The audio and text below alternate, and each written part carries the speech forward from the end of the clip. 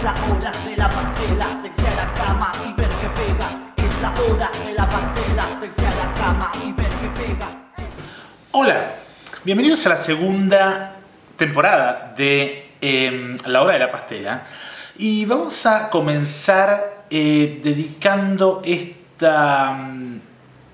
segunda temporada a la memoria de alguien que es muy importante para este proyecto que yo estoy llevando adelante, que era Charlie Espartaco, quien acaba de dejarnos. Nos acaba de dejar una muy importante herencia de crítica de arte, y es en homenaje a él a quien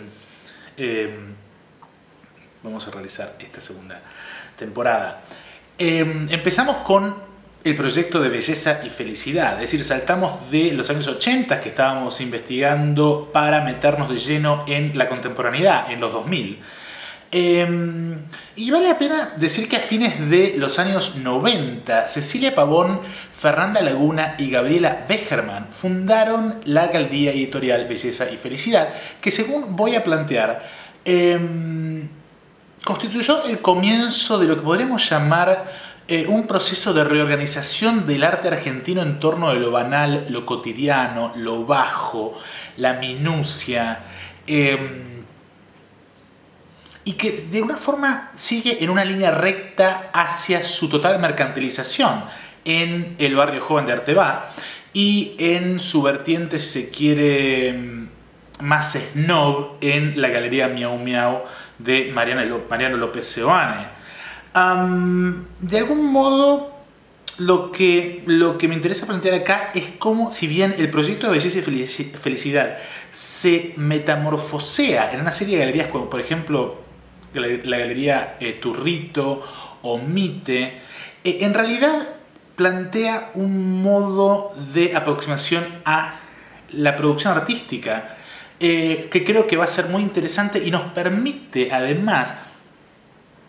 investigar cómo funciona en realidad la educación pública en Argentina, tomando como ejemplo la Facultad de Filosofía y Letras con sede en Puan. Si bien Cecilia Pavón se desvinculó del proyecto hacia 2002, aunque siguió colaborando, Fernanda Laguna continuó con la galería hasta el 2007.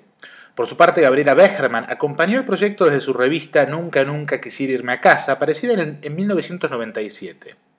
Cecilia Palmeiro, quien podemos decir que es el brazo teórico del grupo Miau Miau, en un texto contradictorio y ciertamente exagerado titulado Belleza y Felicidad, Girls Just Wanna Have Fun, plantea que la clave para entender lo que este espacio significó está en el vuelo poético de estas ninfas sucias que transformaron la minucia y irrelevancia de la vida cotidiana en una estética de la existencia que debe ser entendida como un núcleo de resistencia cultural frente a la adversidad, principalmente económica, que el sector sufre en una muy inestable Argentina. De este modo, Cecilia Palmeiro Rosa Luxemburguiza dicha experiencia como una escena de inclusión en donde lo alto, por ejemplo, los coleccionistas, y el gordo porcel pudieron convivir como partes constitutivas del mismo proyecto. Pero vayamos por partes. Fue en un viaje a Salvador Bahía donde Fernanda, Cecilia y Gabriela descubrieron un modo de circulación literaria que era completamente diferente al de Buenos Aires: la literatura de cordel. Se trataba de pequeños libritos folletinescos que se vendían colgados de una cuerda, como la de tender ropa lavada, en negocios que mezclaban la literatura popular con otras chucherías. Esa idea de mixtura de materiales heteróclitos resultó clave para Belleza y Felicidad. Palmeiro dice que la razón de esto es que se trataba justamente de desacralizar la literatura, de exponer su carácter de mercancía ideológicamente negado en un circuito cultural basado en el privilegio de clase, que remite a un modo de producción literario sostenido, tanto en las grandes editoriales como en las universidades, por la explotación casi esclavista disfrazada bajo el manto del prestigio, el prestigio de pertenecer a la ciudad letrada. Es en la construcción de un sistema de opuestos cuyos extremos son la ciudad letrada por un lado y Latinoamérica atada con alambres, diría yo, por el otro, en donde se puede ver cómo el argumento de Palmeiro exagera la realidad para romantizar el rol de Belleza y Felicidad. Conviene detenernos y ver qué entiende Palmeiro por ciudad letrada o cultura del libro como mercancía. Bueno, en realidad ambas funcionan como alegorías de un sistema universitario y académico integrado al proceso editorial y de formación de élite en el país y en el exterior. Por su parte, lo que el folletín de cordel, o lo que yo llamo la Latinoamérica atada con alambres de cabotaje, viene a indicar es la periferia, la calle, el conurbano, como el espacio de circulación cultural que está fuera de la Torre de Marfil, que vendría a ser la Facultad de Filosofía y Letras en Puan, y el acceso a carreras académicas internacionales mediante un sistema de becas estrictamente custodiadas por ciertas figuras que funcionan como gatekeepers de lo que es arte y lo que no. En otras palabras, Belleza y Felicidad nace como una reacción a algo que ellos consideran excluyente, que parece ser el libro como mercancía, la industria editorial como sistema de promoción intelectual y la universidad pública, en la que, dicho sea de paso, ellas también se educaron, como un ámbito elitista. La pregunta es entonces, ¿cómo es posible que la universidad pública sea entendida como un agente de exclusión y no de inclusión? Hacia finales de los 90, dicha exclusión estaba definida por 3 profesores titulares de la Universidad de Buenos Aires, que eran Beatriz Sarlo, Josefina Luttmer y Jorge Panesi. No sorprende entonces que uno de los debates más significativos en torno de lo que él dio en llamar el chabonismo en literatura o en la poesía haya venido de la mano de Alan Pauls, cuyo profesor de literatura en la secundaria era el mismísimo Jorge Panesi en el Liceo Jean Mermoz. Y como podemos ver, tenemos el Liceo Jean Mermoz, Alan Pauls y como uno de los, digamos, yo diría, el gran novelista argentino de los últimos años, Jorge Panesi, Beatriz Sarlo. Es decir, son los grandes proyectos teóricos, si se quiere, que podemos encontrar del 90 y el 2000, como punto en el cual, o contra el cual, Belleza y Felicidad, si se quiere, consciente o inconscientemente reaccionan. La pregunta es entonces, ¿qué es lo que Sarlo, Panesi y Luttmer parecen representar que Pavón, Becherman y Laguna resienten o al menos quieren descartar? Creo que lo que Belleza y Felicidad busca es un atajo mediante el cual la idea de carrera artística se define por adscripción a un circuito alternativo de amigos que rechazan la idea de totalidad o canon artístico.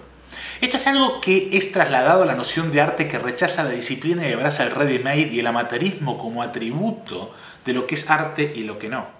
Yo diría que Luttmer, Panesi y Sarlo representan una suerte de tribunal o de triunvirato meritocrático que permite en el sistema de educación pública acceder a los recursos culturales nacionales e internacionales de mayor nivel. El problema es que si uno define, como fue el caso de las chicas de Belleza y Felicidad, el acceso a la cultura a partir de una especie de reconstrucción de la bohemia entendida como tomar merca, garchar con 2 pibes cada noche y levantarse a las 2 de la tarde del siguiente, el acceso a esos mecanismos meritocráticos o a la excelencia internacional se ve desgastada, se ve imposibilitado. Y de alguna forma hay una suerte de resentimiento antiintelectual en Belleza y Felicidad que creo que es fundamental entender para entender por dónde viene esta especie de banalización de la cultura. De este modo, el proyecto de Belleza y Felicidad aparece como una suerte de bacanal que construye su identidad en oposición a un ideal apolíneo de proyecto artístico. Belleza y Felicidad privilegia lo bajo frente a lo alto y transforma a lo fragmentario y lo incompleto en atributos del gusto. Es interesante comparar los poemas de Cecilia Pavón con la literatura de Alan Pauls como 2 representantes de lo que podríamos llamar los bandos dionisíaco por un lado y apolíneo por el otro. Mientras Alan Pauls escribe una trilogía de novelas en la que se explora la sensibilidad argentina desde la década del 80, Gabriela Becherman escribe una canción en donde dice que quisiera ser el chiche de su chico al que le va a mandar un mail esta noche.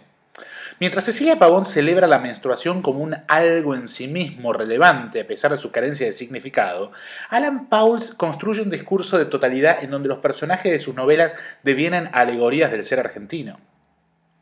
La literalidad de Belleza y Felicidad debe entenderse en relación a la literatura como cosa barata y de rejunte. Fue con la apertura de la galería en el barrio de Almagro cuando se generó una escena de amigos en donde, según Palmeiro, que estoy citando, se pone en duda el estatuto del arte y conceptos como calidad estética, especificidad y autonomía, y construyendo proyectos en red, así como modos experimentales de comunidad. Ahí termina la cita. En Belleza y Felicidad convivieron los textos de los autores contemporáneos más experimentales con baratijas compradas en el mítico barrio del Once, bandas de punk rock, cumbia villera, objetos de artistas de la calle o cualquier cosa que a las chicas les llamara la atención. La estética de lo trash, que ya había comenzado a ser articulada por Santiago Vega, Washington Cucurto, Gabriela Begerman y Daniel Durán, entre otros, se consolida. Cecilia Palmeiro y Ana Martínez Quijano parecen coincidir en que Belleza y Felicidad por un lado rechaza a las tradiciones y las aspiraciones metafísicas para abrazar la sencillez del lenguaje y el abandono de una visión del mundo. Las miniaturas banales que vemos en casi todos los poemas de una revista neopop, como la de Begerman, Nunca, nunca quisiera irme a casa, de Fernanda Laguna, se transforma en el lado estilizado de un proyecto que luego pretende ser social, ya que Fernanda Laguna, con la editorial Eloísa la Cartonera, quiere integrar a los cartoneros en el proceso creativo productivo para terminar enseñando en las villas. Para Palmeiro no hay contradicción alguna entre esta suerte de autonomización estética de lo banal, es decir, me gusta mi chico es mi mundo, y las aspiraciones sociales de Fernanda Laguna. El arte a las villas, es decir, una especie de Evita cultural. Sino que dicha contradicción es parte de la genética de un proyecto de rejunte que parece estallar en pedazos cuando, en palabras del gordo Porcel Jr., Fernanda Laguna y demás se venden al kirchnerismo. Digo esto porque el planteo de Palmeiro dice que pareciera haber todavía una dificultad para pensar dimensiones sino políticas, al menos programáticas, de estas escrituras. Allí donde, por ejemplo, la puerilidad, que los autores dicen rastrear en el conjunto, es leída como rasgo común, en poemas como los de Laguna o Marina Mariach, por caso, la circunstancia de que poco más tarde ambas escritoras hicieran de sus poéticas las bases de proyectos editoriales y artísticos diferentes, Belleza y Felicidad y Siesta, respectivamente. Si bien Palmeiro subraya la relación entre la poesía como género privilegiado a mediados de los 90 y la multiplicación de proyectos editoriales autogestionados, fundamentalmente publicaciones periódicas y pequeños sellos, creo que sería más interesante ir más atrás y ver en la necesidad del autogestionamiento y la falta de acceso a los recursos culturales un proceso análogo a la cultura de la fotocopia, donde se muestra al alumno aquello a lo que en verdad no tiene acceso. Es en este punto en el que me interesa pensar el autogestionalismo trash de Belleza y Felicidad, en relación con la imposibilidad de acceder a los libros a falta de un sistema de bibliotecas públicas y universitarias ágil y actualizado, y de un sistema de distribución de libros como Amazon a bajo costo, por ejemplo, debido a las trabas aduaneras, retenciones, etcétera, etcétera. Mientras el estudiante o interesado en la cultura en cualquier lugar del mundo tiene acceso inmediato al conocimiento, en Argentina es mucho más limitado que lo que se cree. Y en mi opinión, Belleza y Felicidad, tras empartuzarse, drogarse y coger demasiado, pierden el tren de una carrera cultural, artística y académica y convierten a su proyecto en un intento de transformación de la necesidad en virtud, análogo al pensar que el acceso a las fotocopias de los libros en los centros de estudiantes equivale a la igualdad en el acceso a la educación. Es en esta ficción de la participación en la que el proyecto de Belleza y Felicidad deviene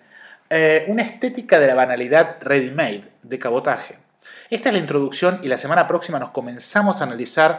a comenzar a analizar a algunos de sus artistas, en donde, como voy a demostrar, hay una celebración del plagio, también muy análoga a la que ocurre con la cultura de la fotocopia en la universidad pública. Nos vemos la semana que viene y ya estamos en la segunda temporada de La Pastela.